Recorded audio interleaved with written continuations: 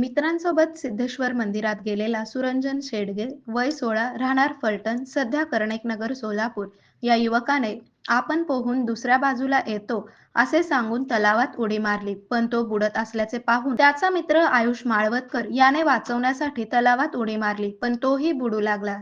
हे दृश्य तेथील बोट चालवणाऱ्यांनी पाहून आयुषला बाहेर काढले, पण दोन मित्रांना बुडताना पाहून रुपेश बेलेराव हा घाबरला आणि तेथेच बेशुद्ध पडला.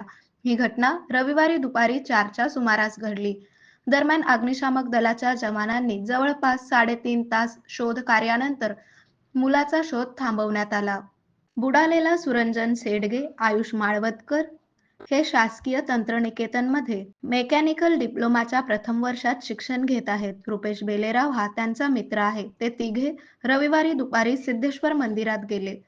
तेव्हा सुरंजन हा पोहून दुसऱ्या बाजूने येतो असे सांगून पाण्यात उडी मारला. थोड्या अंतरावर गेल्यानंतर तो बुडू लागला. त्यानंतर वाचवताना आयुषही बुडू लागला. त्याला वाचवण्यात तेथील बोट चालकांना यश आले, पण बुडताना पाहिलेल्या रुपेशला रात्री शासकीय रुग्णालयात उपचारासाठी दाखल करण्यात आले आहे.